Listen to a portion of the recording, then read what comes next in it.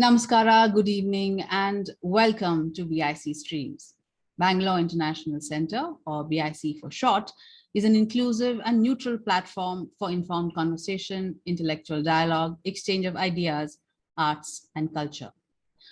Today's session, in collaboration with Vikalp Bengaluru, is Photo Wallahs, Photography as Art and as Social Artefact.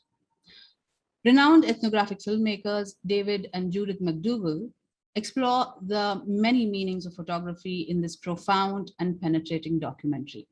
The film focuses on the photographers of Mussoorie, a hill station in the Himalayan foothills of northern India, whose fame has attracted tourists since the 19th century.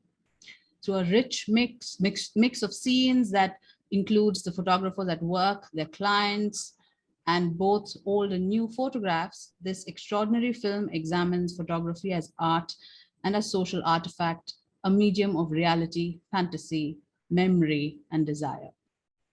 The film is available to watch for a few more days on the BIC website. So please do go and watch the film if you haven't already.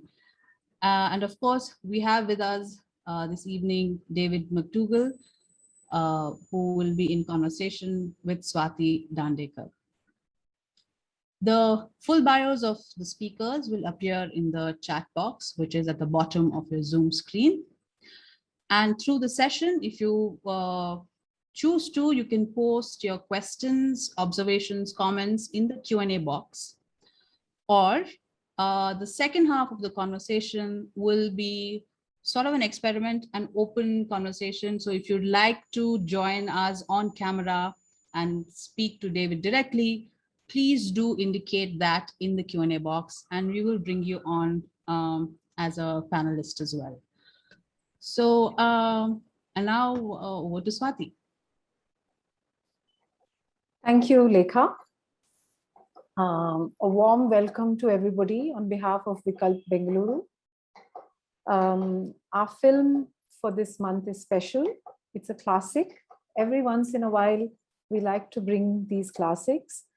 Apart from the fact that it's a great pleasure to watch them again, it's also a wonderful opportunity to revisit those times because the films are a document of that period of history. And that's particularly true of this film because it's a film about photography. We are very, very happy to have David join us today for this conversation. David is not new to Vikalp Bengaluru. We've screened his films in the past whenever he happened to visit the city. And now these online platforms are allowing us the opportunity to talk to him while he's sitting in Australia. Thank you, David, for making the adjustment of time. We know that it's rather late there.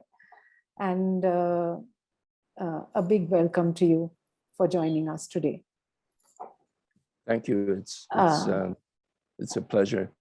Nice to see you again also, Swati. Yes, thank you. So,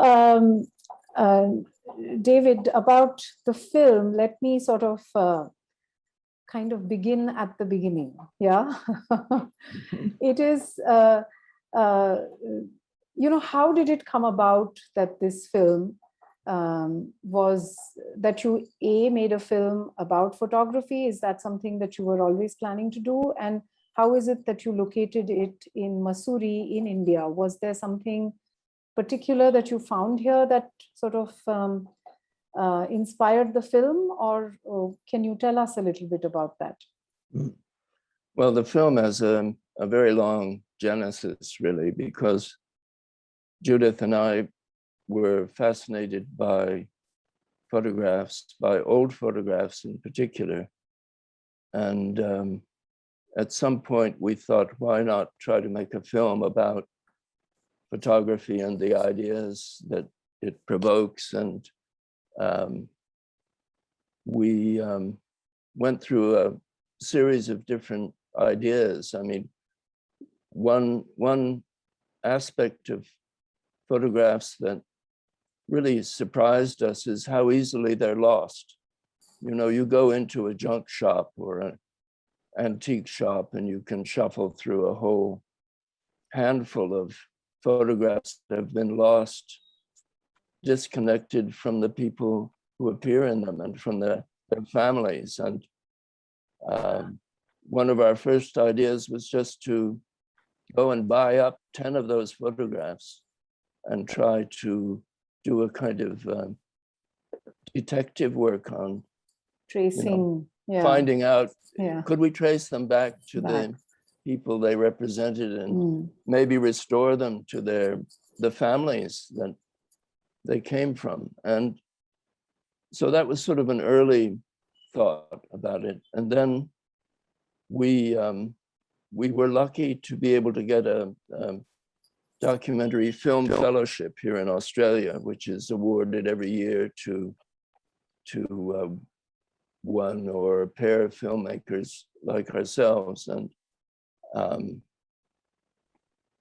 we proposed a very general kind of proposition. We said, we have no idea what sort of film we'll make about photography, but or where we'll make it. We might make it here in Australia. We might make it in some other country. I mean, for example, in West Africa, there's a very interesting tradition of studio photography.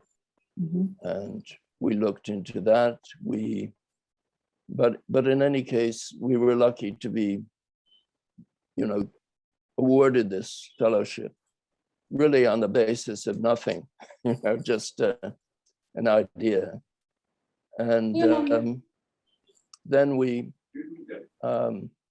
happened to be invited to, we happened to be invited to a conference on ethnographic filmmaking, which is our primary activity, in Jodhpur late in 1987, this was. And it was a very big international conference, many people from all over. And some of our Indian friends who were at the conference said, why not make this film in India? Because we have a very old tradition of photography. And as you know, almost as soon as photography was invented, it was taken up in India. Yes. First by some of the princely families and then as a hobby. But then there were studios popping up in Mumbai and Calcutta, all over. So people said, with this rich tradition, why not think about making a film here?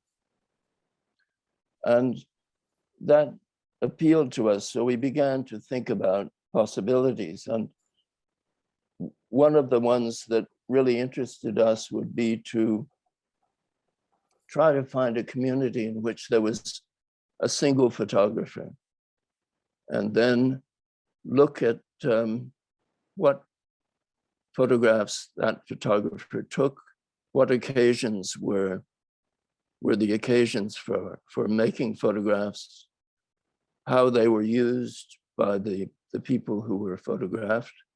And you would get a sense of a whole community, perhaps through this sort of keyhole of the local photographer. I suppose it was a kind of parallel with Narayan's books about, we had thought of Narayan and books like The Painter of Signs, and in each of his novels, there's some character who leads you into the community. Yes. And we thought, if we can find a photographer in a place like that, this would be wonderful. So we began traveling around for a couple of months after the conference, still in India. And we visited places like Mount Abu. We went to Mumbai. We talked to archivists of photography in Delhi and in Mumbai. And we never found that situation. If there was one photographer in a village, there would be another 10, or if it was a big enough place. And of course, the smaller towns had maybe dozens of photographers. At that point, we went back to Australia, and we came back. No, I should say, before we returned to Australia, we met somebody who had been a participant in the conference, who was Martin Singh, who was actually the director then of INTAC, which is the Indian National Trust for Art and Cultural Heritage. And he said, why don't you go up to Mussoorie and see what's happening there, because there's all sorts of photography going on. And so we made a brief visit to Mussoorie, and we found it was incredible, the different kinds of photography that were being practiced there.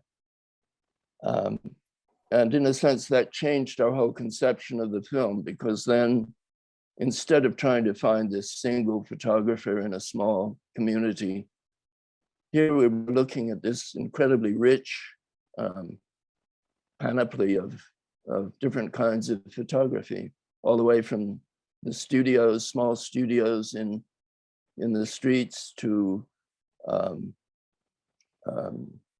photographers who catered to tourists who came to Mussoorie for honeymoons or just tourism itself. And we thought, well, this maybe is a very interesting situation. And so when we went back to Australia, we more or less concluded, let's go back to Mussoorie and see what we can find out about photography there.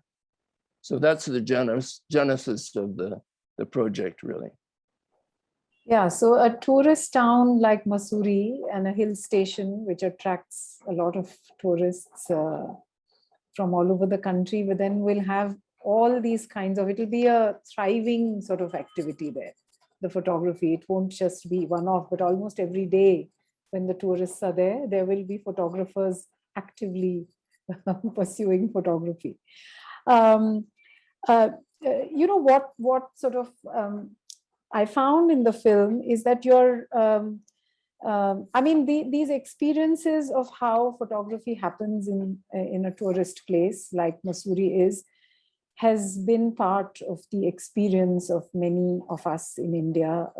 I remember when I, as a little girl, went to Mount Abu, there were photographers who would, I mean, there were no, I can't recall any characters from films, but I do recall people offering to dress us in the costumes and clothes of Rajasthan, southern Rajasthan, for the photographs. So it's part of our experience. What you are doing in the film, what you seem to be doing is you're making a connect, you're drawing parallels between photography or portrait photography and portraiture in general, because you see, I mean, we see the elephant whose tusk is being painted, and then we see the calendar art, and then we also see Mahabharat, a little scene from the television serial Mahabharat, which was running, which everybody was watching with rapt attention. And you're making a connect between portrait photography and portraiture. Can you talk a little bit about that? Is that something that you feel is kind of particular to India? Well, one thing we noticed in Mussoorie was that there was a very rich visual environment, you could say, of representation of all kinds, from sign painting to temple art to tourist photography, as we can talk about further. Posters, religious posters everywhere, Bollywood posters advertising their films. And so it was really a kind of environment of images that interested us, in which photography played a certain part. but it wasn't the only part. And within photography itself, we discovered there were many different layers. You know, there were the tourists who came, but beneath that, there was a kind of local photography going on. You know, this was people coming in from the countryside to have their photographs taken. There would be photographers who specialized in and really made their living from photographing school groups, because as you know, Mussoorie is dotted with schools all over the hills, and so they would live from this business of photographing school groups, because every year, every class has to be photographed. Every team. That's right. Every sports team has to be photographed. Every cricket team, Yes. every team has to have their group photograph. And then the requirement for ID photographs on almost any document that you have to submit in India, you know, officially, you have to clip on an ID photo. So there was that, and many other layers as well. And we began to realize that we were looking at layers of photography that not only differed in their purposes, but also in their histories. You know, where did these types of photography begin? And along with that came a recognition that there were all these different technologies of photography coexisting at the same time, each introduced decade by decade, but many of them still hanging on, you know, years and years later. So that was the kind of rich mixture that we began to explore. Yeah, and all of it is there in the film. You can see all of it together. I was just thinking, you know, the film was made in 1991, which is now 30 years ago. And at that time, this kind of photography was very much present, but it's almost prescient. You're making this film in 91, because that was really the last decade of using, you know, celluloid film for taking photographs, because a decade later, everything had changed. And yeah, that's true. Yeah. So it's, you know, to have made the film at this time, I mean, I don't know if I want to ask whether you sort of could predict that change was in the air, because in a sense, throughout the film, there are people there are talking about changing technology. Yeah. And today we, of course, talk about the huge paradigm shift that has happened in the image making itself. But even there are people ruining the fact that color photography has become more popular than black and white, and how they've sort of lost control over the developing process, and how, you know, people want more and fast, and how video has come in, and somehow there are some people who like it more than still photos, and they're sort of ruining all this. They are missing the older technologies, and they're saying something that I guess in every decade people say. They suspect the new technology and its impact on the aesthetic quality of the image. Well, there is a nostalgia for past forms, and that even was evident at that time for earlier styles of studio photography, for a preference for black and white, and the work that went into making a single portrait as against the color photos that could be produced and then had to be processed by a film laboratory, over which the photographer had no control, really. But I think we were on the cusp of a change, and the film was actually shot in 1988, primarily in 1989, even though it was released in 1991. So this was a period in which not many people had their own cameras Cameras. in India. And for that reason, if tourists went to a tourist destination like Mussoorie, they would have their photographs taken by professionals. And similarly in studios, you know, studios still functioned as places where you could get your picture taken. Yeah. So I think, yeah, you're right that this was made just before the, excuse me, just before the digital revolution began. Yeah. But we saw it then we didn't foresee the digital revolution, but we foresaw the invasion of video. Video, yes. And that plays a small part in the film.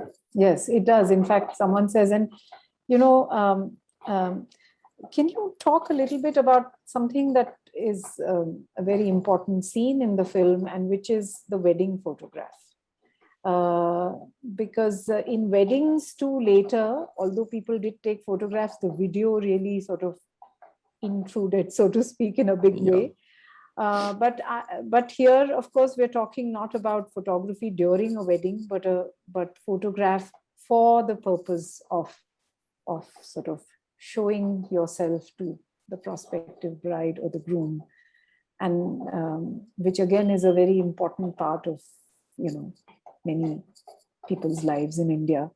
And so what was your reading and understanding of that? Because you've placed it in the film almost sort of at the center somewhere, you know, in the way you structured the narrative too. Well, we began to think as we looked at the different kinds of photography going on, that there was a sort of spectrum all the way at one extreme, a concept of photography as a kind of idealization of the individual, particularly in portrait photography, a way of capturing a kind of eternal essence of that person. And for some people, maybe only one photograph would be taken in their whole life. And they would go to the studio. I mean, particularly, you know, people from the countryside who came into Mussoorie. And for them, it was very important that this photograph somehow embodied the essence of the person. And of course, photographers worked very hard to present the best possible image that they could. And, you know, you see a lot in the film about retouching, and this was important in making the image more perfect in a way. So there was, at one end of the spectrum, there was this idea of the ideal image, perhaps the romantic image in some cases. And then at the other end is the very sort of blunt use of photography as evidence of something. You know, you could almost say a forensic kind of view of photography. And I think that's demonstrated in the use of ID photographs, or for that matter, these images of people who were broadcast on. Yes, and who go missing. Darshan every week would run a series of missing people. That's right. And perhaps they could only eventually be identified from that one photograph, or if they had died somewhere, you know, this might be the way in which the person was identified. So there was that at the other end of the spectrum, this idea of the photograph as evidence that somebody existed.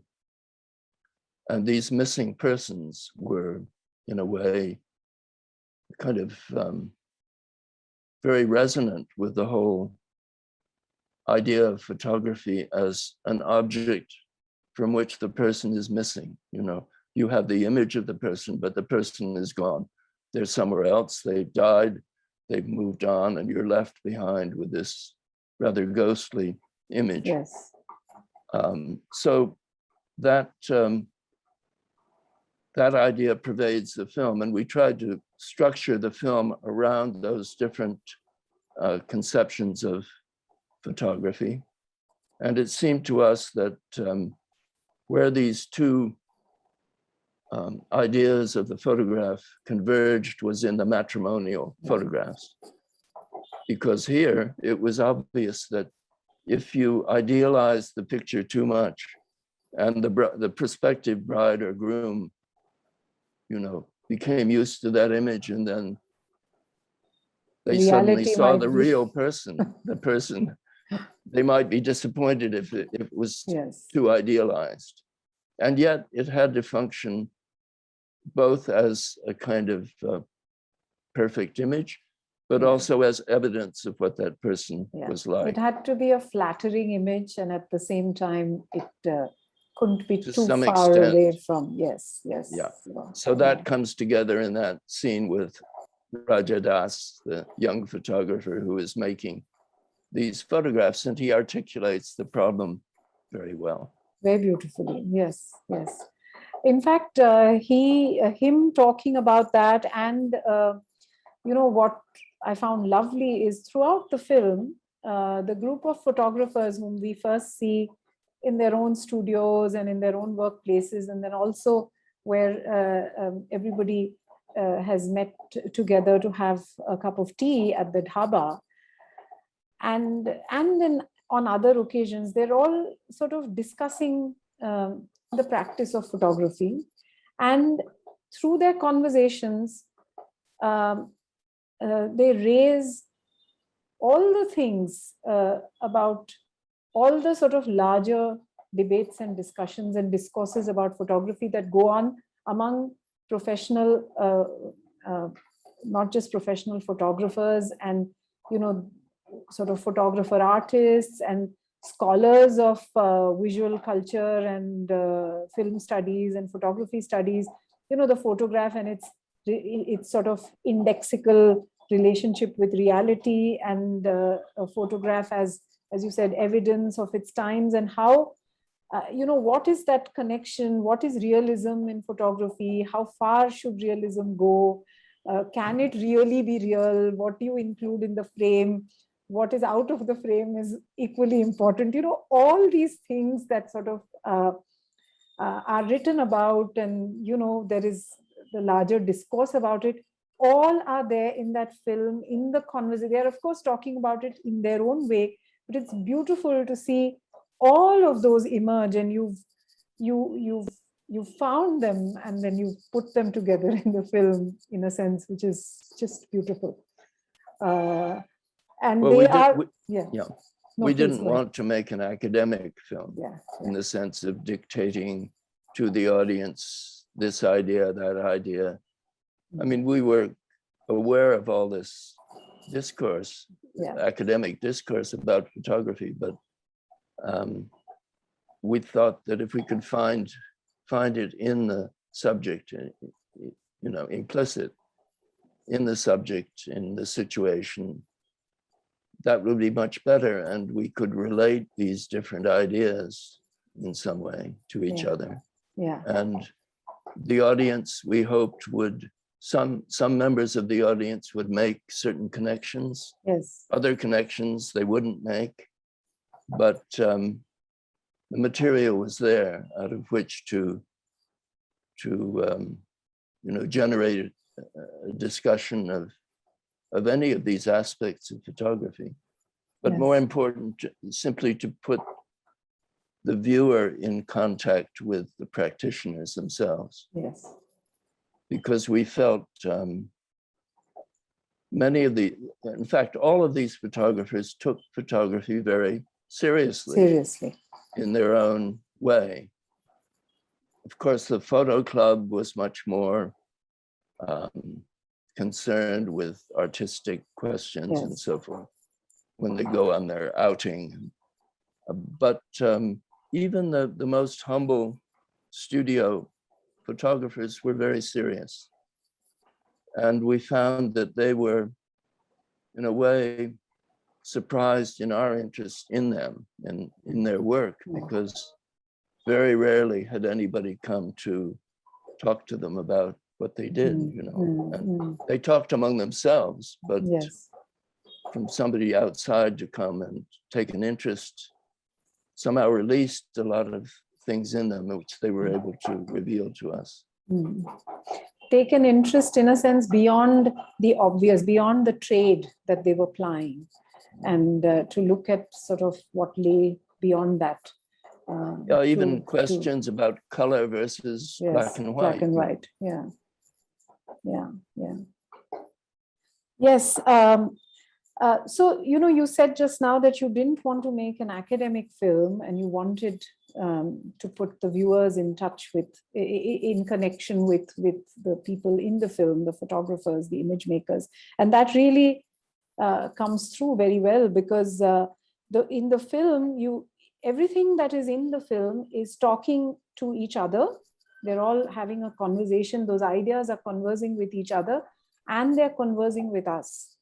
And I'm sure each of us make our personal meaning with the film. I don't know how the film has been viewed in other parts of the world, but in India, where all of us have our own memories with photography, not just at tourist places, but in, you know, on many other occasions, and with all this that you mentioned, you know, where there is this obsession about, you know, even today, you want to make sure that you have in possession at least a few passport size photographs, because you never know when you'll need them. And, you know, photographs as identification, photographs. And then, of course, with digital came the whole thing of, you know, candid photography taken to a whole different, I don't know whether to call it extreme, but well, the other end of the spectrum.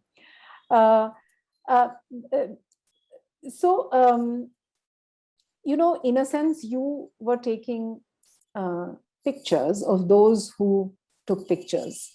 You were, in a sense, representing the representers, you know, and some consciousness of that is very evident and visible in the film, in the way you have framed. You framed where you know, there are these groups of boys who've come and sort of posed in front of the camera, and then after a point they go away because nobody quite knows what to do. Or also at the end scene where you know, where people take turns to come and stand before the camera. Was that something that you actually set up was that deliberately set up scene, and how did that come about? Well, that was deliberately set up, and it was Judith's idea, and who tells me to tell you, by the way, that she gives her apologies for not being with us tonight, but she lost her voice the other day, and she's, oh dear. So she thought, how can I, you know, it'd be strange trying to speak. And so anyway, she sends her greetings to everyone and apologies. Thank you. But we miss her, but yes. Yeah. But it was her idea, because throughout the filming, we were filming over 9 months in Mussoorie, and quite often people would come up and say, can I be in the film? Or would you take my picture? And we'd have to explain, well, we're making a film, we can't give you a still image necessarily, but so the idea was, well, at the end of the film, to give people an opportunity to be in the film, to present themselves.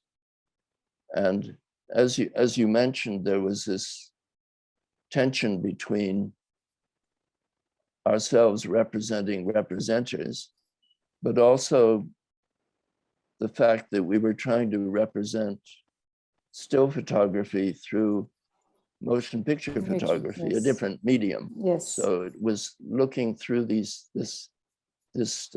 kind of strange telescope from one medium to the other. And so many people came and stood in front of the camera. We had that sign painted, if you want to be seen on television. Television, yes. Please stand here. Yeah. And many people came, but they didn't then know what to do, because they felt somehow a compulsion to perform. And it's one thing to be present for a still photograph. Absolutely. Quite another yes. for motion picture, in which there's sound and so on. So some people took took it as an opportunity to perform a song, or others just to introduce themselves, others to show off a bit to their friends, So we found that fascinating, all these different ways that people chose to present themselves. Yeah. And that's really that difference between posing for a still photo, where all you need to do is just hold yourself still for a few seconds, to posing for a moving image. And yes, and as filmmakers, we've all experienced this, that when you go to a place where you and I suppose this is a cultural thing, that you have very often, particularly the children certainly do it, and other young people too, will come and sort of position themselves in front of your camera. And they get excited, and they, by the prospect of being in a film, they don't always know what's going on. They will ask you sometimes whether have you come from a channel? Nowadays, they ask you if you've come from a channel. Earlier, they would just say, which picture, as the word goes, which picture are you shooting? Most of the times you're intending to take some other shot, and you're kind of waiting for them to lose interest in you and go away. And here you have deliberately, because that is your intent, but the way you've used it in the film is you've actually encouraged it and made it a part of your story.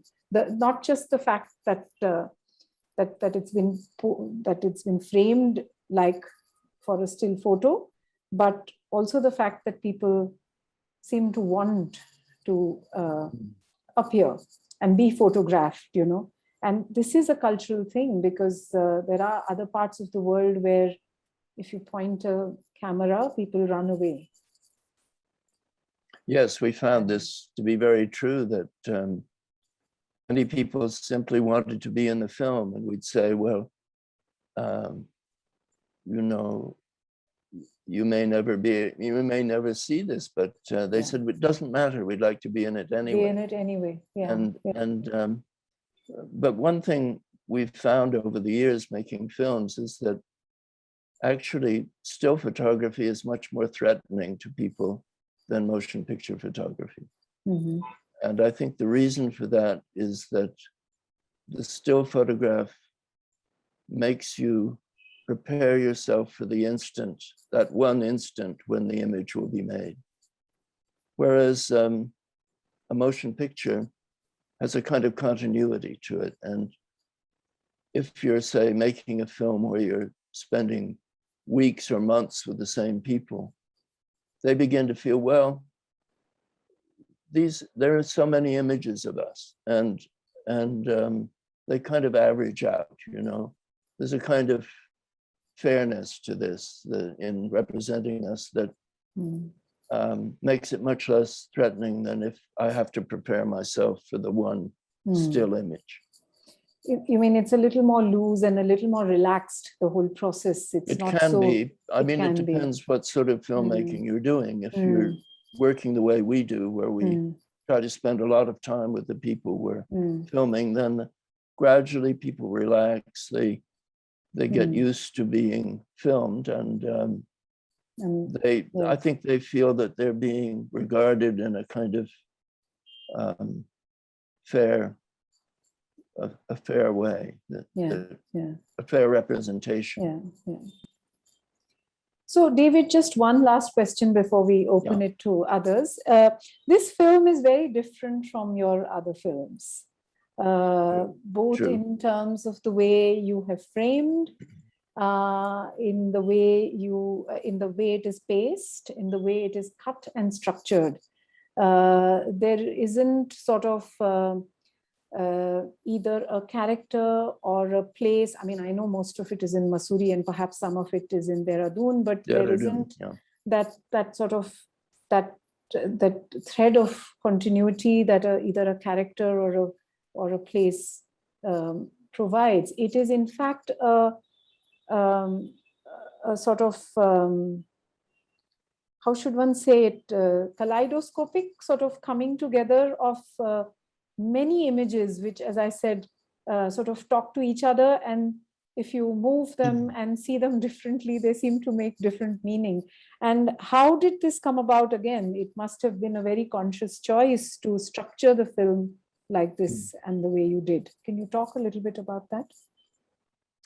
Well, it's interesting you use the word kaleidoscopic, because that's the very word we had in our minds during the filming. We wanted the film to be kaleidoscopic in the sense that you never quite knew what would be next. You'd turn a corner and you'd see something new, and you'd make a new discovery here and there. And that sense of leading the audience through a series of experiences which they could then connect to one another was really in the back of our minds. So I think that that's very true, this sense of discovery we wanted to be in the film.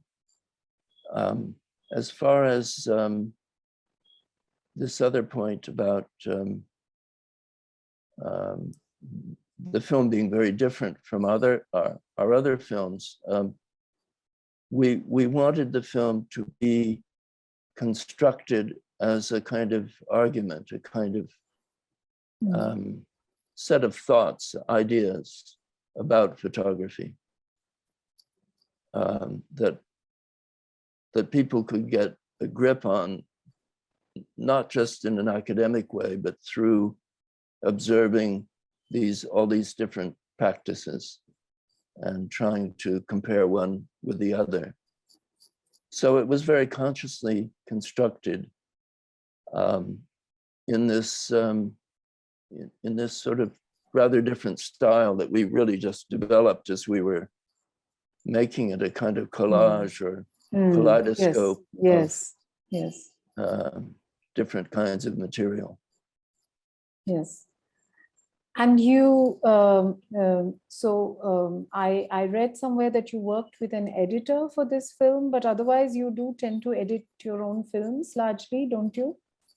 Yes, almost always. But in this case, we were very fond of a British film editor, Di Vaughan, who was quite brilliant and had really helped British television documentary to develop over a couple of decades through his intellect, because he had a very deep understanding of the relationship between film and the filmmaker, film and the subject, and in fact has written a brilliant book on the subject called For Documentary. But we knew about him, we had met him, and we always thought how great it would be to work with him. So we did a kind of preliminary edit of the film, and then we brought Di in to see what he would bring to it.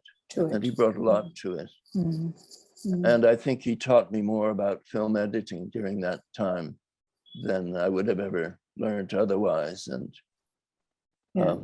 lessons that I've carried on in my own editing ever after.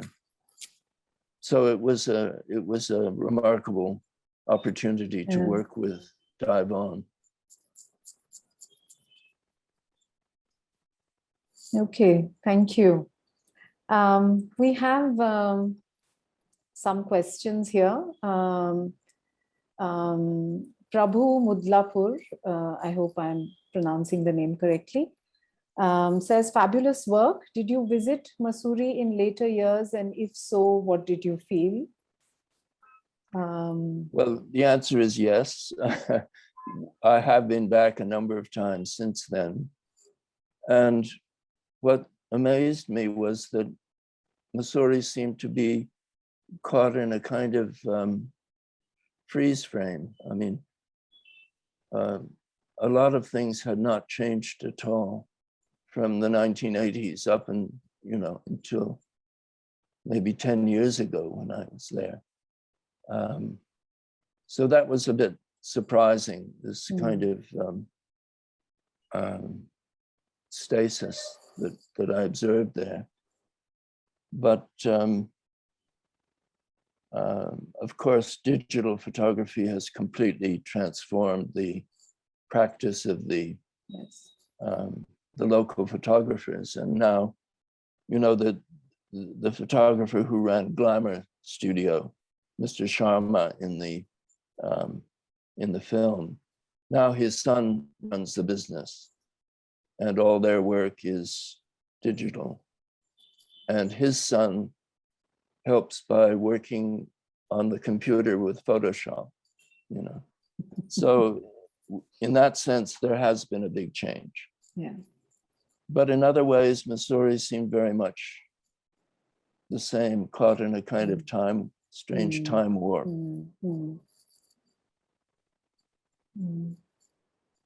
I don't know if that answers the question, but that was our impression. Prabhu also has another question. He says, you have the insight, the material, and great talent. Have you thought of creating a museum? Not really. I suppose it would be a museum of photographs. We do have our own, we have a kind of passion for picking up old photographs when we can. And so we have a lot of them around the house, and we have become interested in certain types of photography. I began looking some years ago at postcards from early in the 20th century, because that was one of the primary outlets for photographers to sell their photographs through the sale of postcards. And I came upon one French colonial photographer called Audemars, who had done a lot of photography in the French Congo in the late 1890s. And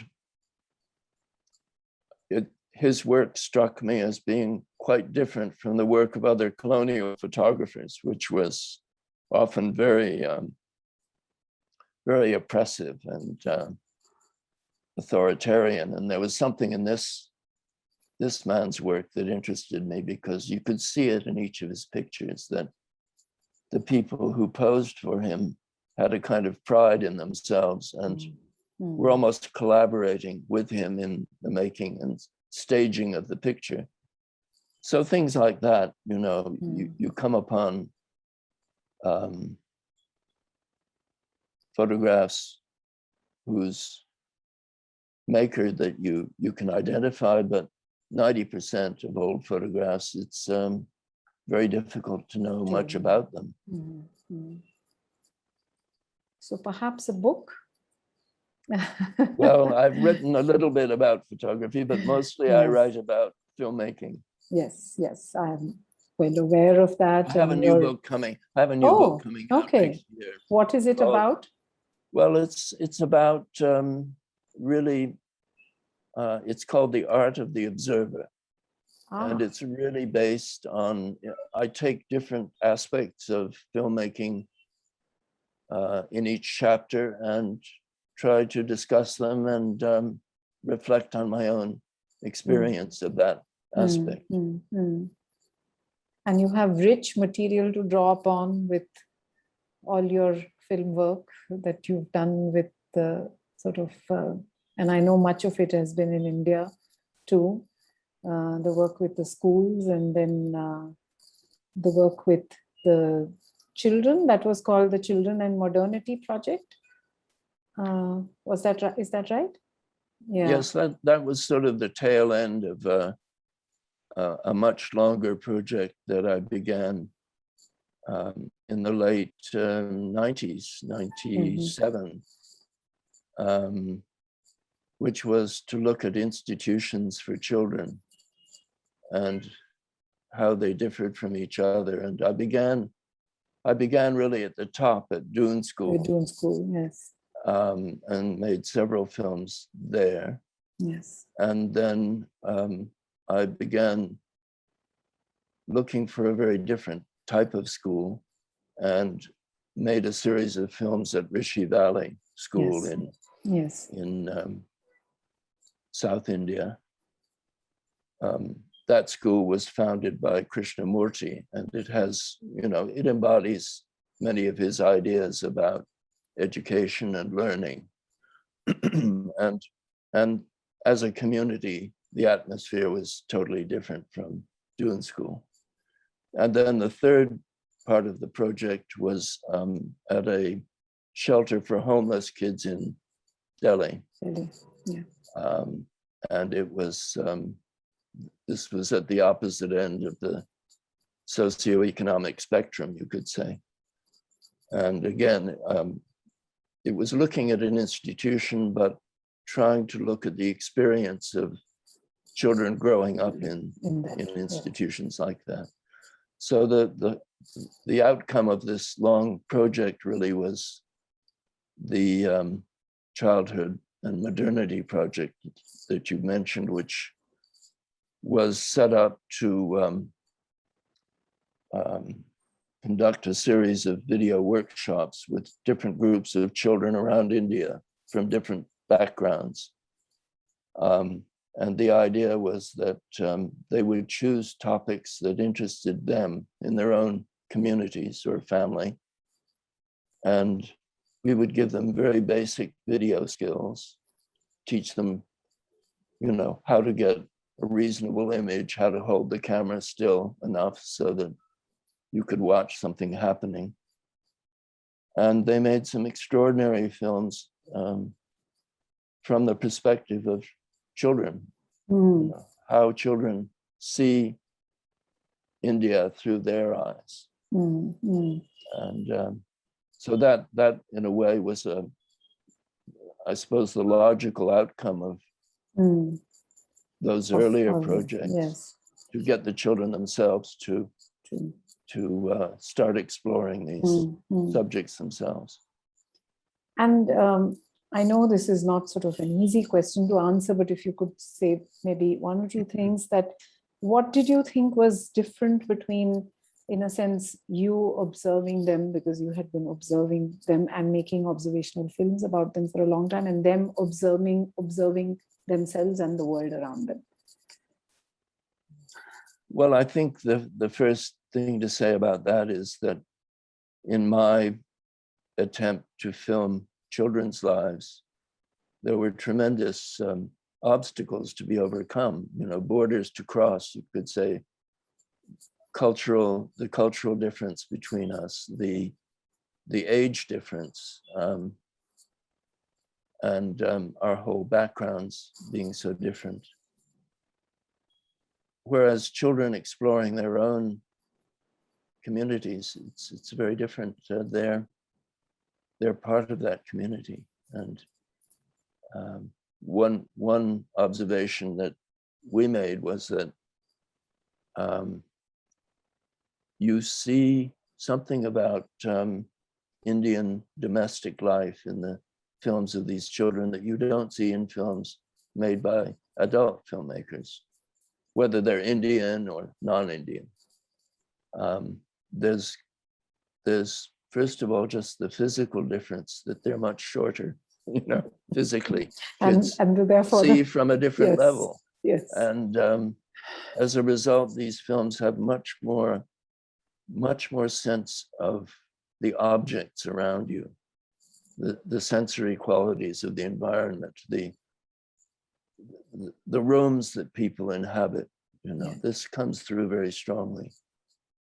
And also often their complete fearlessness about what they film, because they don't know that some things they should and some things they shouldn't. So they're quite often completely fearless in that way.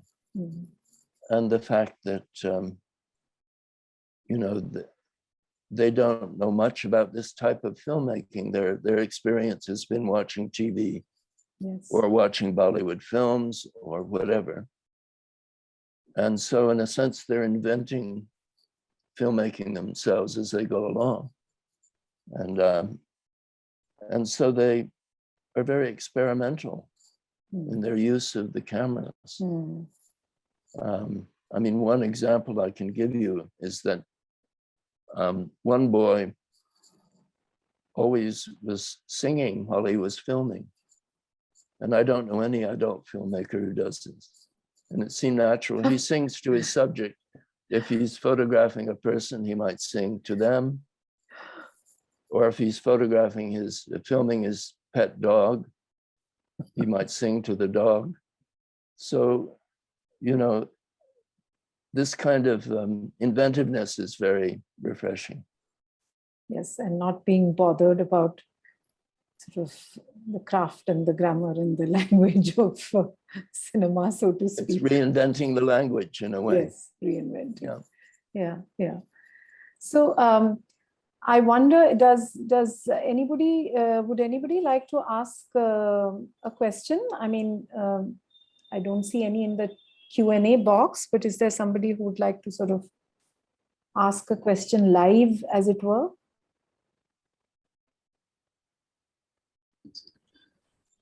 If anybody has a question or would like to speak to David directly, please do raise your hand using the symbol or indicate to us in the Q&A box. Yes, we have one person. Yeah. So who's this? Ramesh Chan. Yes. Good evening. I have a question. You were shooting the film for 9 months. You had inventory of so much of footage. How did you manage to comprehend the thoughts in a proper format? You said that you took the help of an editor, a professional editor, but nevertheless, he had a rough cut, edited version of the film you had. How did you manage that kind of a huge inventory of footage? How did you comprehend the whole thing? I would like to know about that. Well, this is always a problem. And I think it's become a growing problem as people turn to shooting video, because there's this temptation to keep filming anything and everything. And sometimes people end up with 200 hours of material and they have absolutely no idea what to do with it. But we were filming with film, and that imposes a certain discipline on you that, you know, every minute of film is a lot of money going through the camera, and from the cost of the raw stock itself to the processing to the printing.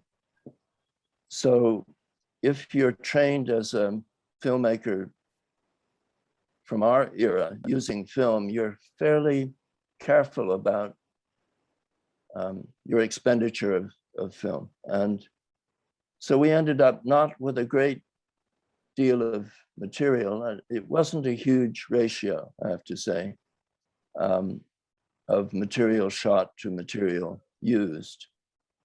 And I think that as you're shooting a film like this, at least in my experience, one thing that I try to do is constantly to think of the structure of the film as it's being shot.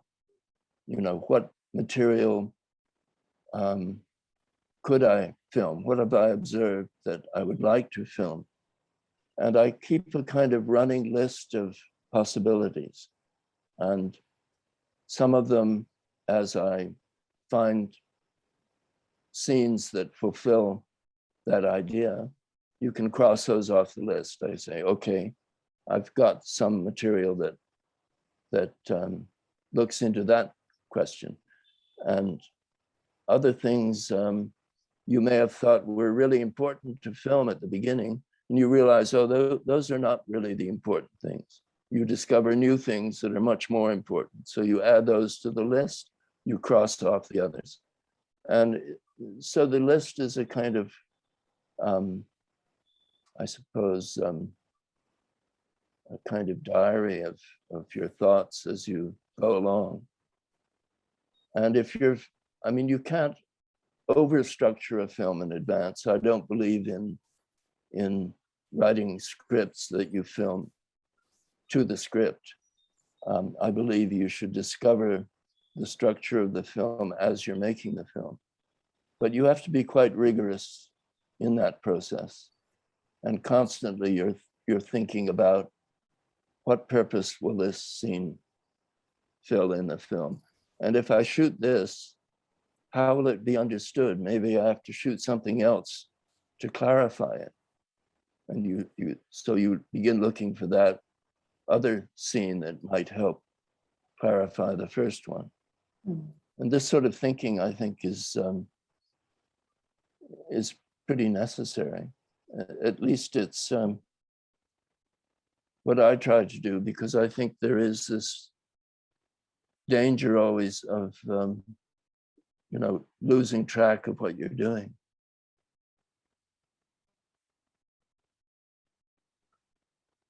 Does that answer your question, or is there any? Do you have anything that I haven't really answered properly?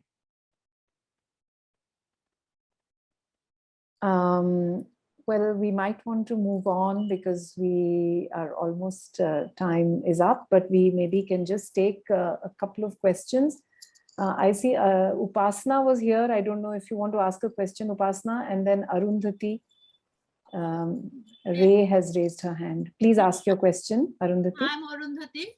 Yes. Fascinating talk on photography. I really enjoyed it thoroughly. But I have now a small question, a typical non-photographer's question, but who loves to handle her iPhone camera. Now, I was told by Raghu Rai, the eminent Indian photographer, about a couple of years ago, that he does a lot of shooting with his iPhone camera. And he said that, why are you also tradition bound? I said, well, that's a mental kind of a setup that we have. I'd like to know your opinion. Now, I'm using an iPhone 12 Pro. And sir, the photographs, are unbelievable. And the amount of editing facilities, the technicalities that have been shoved into this phone, I'm not even using, I think, 1/100th of it. What do you think of, what would you advise us to do? Well, I have a very old iPhone, but it still does incredibly detailed images. It makes, it's quite remarkable. And, I do use it occasionally, but mostly for sort of family snapshots and that sort of thing. Judith is much more serious, and if she sees something really that catches her attention, she might pull out her iPhone and, something that would escape my attention altogether, something on the street pavement or some sort of combination of objects that she finds interesting. But I think the question with these sorts of images is that they're so ephemeral, and we make them, they go into the phone, maybe they go onto the cloud. Yes, they do. And often we never go back to them again. And I sort of wonder how they will survive in the future, and how in 50 years' time people will, how much of this incredible flood of image making will still exist. What people will make of that, I don't know. I myself, I'm 76 years old, right? But I've always had a fascination for photography, and I've used the traditional ones for a long time. But in 2018, when I went to Russia, I refused to take an extra phone with me. It was very limited time. And I mean, it's amazing the pictures that I've got on my iPhone. I don't have the heart to delete, because it's a habit to delete on iPhone or smartphones. You're constantly taking pictures and deleting. But if your subject matter grips you, your mind, I think then it's a different story altogether. Yes, I agree. But I just don't know quite how we can deal with this proliferation of images. Yeah. For me, it used to be that it took a long time to compose even one image. And now we have thousands of them. And inevitably, out of that 1,000, there are going to be some marvelous images, even taken by people who've never taken pictures before. And there's this accidental side of photography that's very interesting. There are remarkable photographs you find, old photographs on postcards and so on, that are extraordinary. But with the sort of flood of new images, what do we do with them all? What do we do with them? What do you do with the images, for example, that you took in Russia? Yes, there is that problem of having too many, and they all seem to go and sit in some cloud space in the ether somewhere. And if there's something very specific, then one tends to go and look for it. But otherwise, very soon, another lot of images get added to that, and after a while you lose track of what is there. And sometimes and is there a way of translating all those images on your phone into some other use, to make a book, for example, or to make a film using still images? I find myself, in a sense, going back in two ways. One of them is I'm starting to use an old film camera again, an old SLR 35mm camera, just to see if I can get back into that frame of mind. And I enjoy the technology. I like handling these old machines, which are so beautifully made. And the other thing that I did a few years ago was to go back into my video images, once I started using digital video, to choose certain still images out of the video and to extract those from the video material and print them as stills. And I had an exhibition, actually, of a series of these images taken out of video. And if the quality of the digital video is good enough, you can get remarkable images, because, as you know, out of every 24 frames or 25 frames, which you shoot in 1 second, there are remarkable differences frame to frame.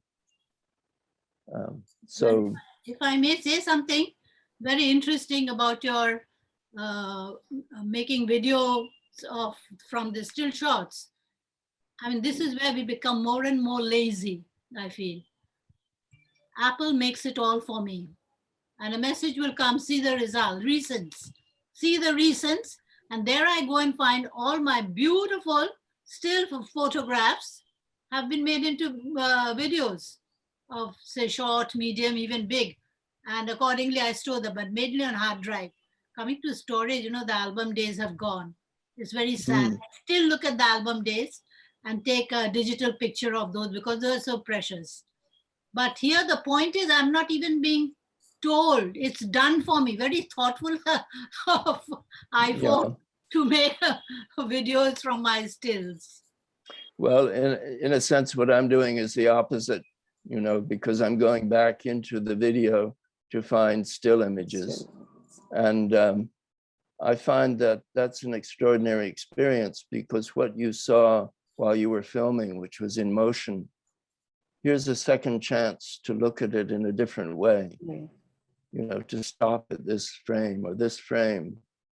And it's a kind of second chance to explore the same territory that you were exploring at the time that you were making the film. But now you're doing it with a different objective and looking at the material quite differently. And you know, I found it quite exciting to try to do that. Okay, we just one last question from Upasna, because she's raised her hand a while ago, and that has to be the last question as we run out of time. Upasna, would you like to ask it live? Yes, ma'am. Go ahead. Sir, I just want to ask you that, is there anything you want to tell to your younger self? Actually, I'm a beginner and there's so much anxiety, so much things going on in my head. So is there anything?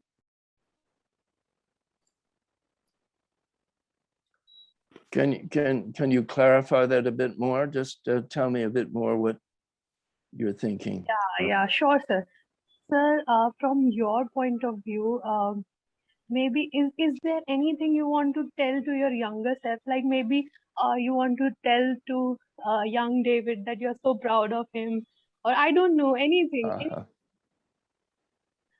Yeah, interesting question. I suppose in a way, when I look back on the earlier films I've made, I realize how far I've come from them, you know, and I do see how experience has changed my approach later on. I wouldn't make the same mistakes later, but I might make different ones.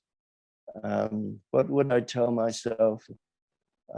I would say, keep on making your films. You know, so many young filmmakers begin with some